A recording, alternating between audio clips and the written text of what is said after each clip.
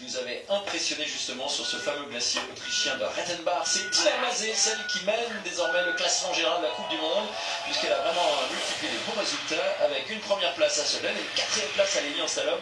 Elle est partie vraiment à 100 à l'heure dans cette saison 2012-2013. Oui, et là on voit tout de suite une mise en route, une mise en action vraiment très très dynamique de la part de Tina Maze. Cette partie ici, première intermédiaire, est très importante. Il faut arriver à... Vous voyez, ça tourne quand même et c'est beaucoup plus plat, donc il faut bien magasiner la vitesse. Elle est devant. Oui, et là on replonge à nouveau, rechanger de rythme. C'est vraiment toute la difficulté d'Aspen. Hein. C'est du plat, des bosses, des virages, ça tourne. Et on l'a vu sur la fin de la course, ça se resserre. Donc il va falloir vraiment rester actif tout le long. Et j'avais dit qu'elle était partie vraiment comme une mort de faim dans cette saison. Elle est partie également de la même manière dans ce géant d'aujourd'hui, parce qu'elle prend des risques. Regardez comme elle est beaucoup plus agressive que Victoria Ravensbourg, qui faisait du beau ski, mais on va dire qu'il se regardait un petit peu skier, relativement évidemment.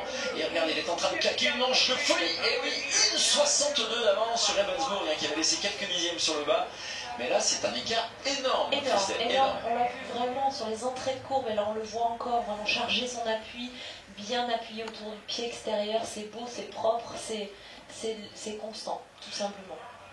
Eh bien, voilà celle qui est désormais la fille à battre, Tina Maze, meilleur temps pour l'instant.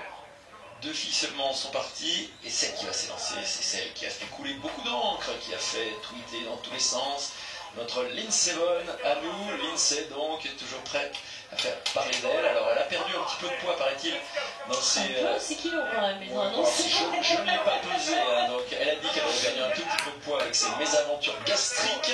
Elle est allée à l'hôpital, elle en est sortie, elle est sur les skis, elle a beaucoup d'encouragement. Et elle n'a jamais été très heureuse ici à Aspen, puisqu'elle n'a jamais signé de podium, si je ne dis pas de bêtises.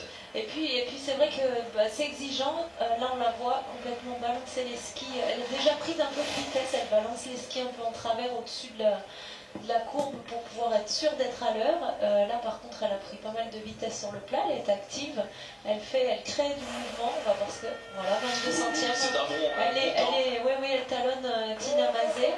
On voit que c'est un peu forcé la mise en action, on voit qu'elle essaye vraiment de mettre du mouvement. Là elle se fait un peu prendre sur les appuis de sous la porte, mais le tracé est vraiment exigeant. Il y a beaucoup de changements, attention à l'intérieur. Grosse erreur là de Lindsey Vonn, très grosse erreur qui va lui coûter très cher. Elle a perdu d'ailleurs déjà une belle seconde par rapport à Tina Maze. Et j'ai peur qu'elle ait perdu encore de la vitesse. Parce qu'elle a perdu le rythme là, donc c'est tout dessous, ça se finit vraiment sous la porte. Elle a perdu le tempo. Et regardez, elle aussi, elle a pris cher, comme on dit vulgairement.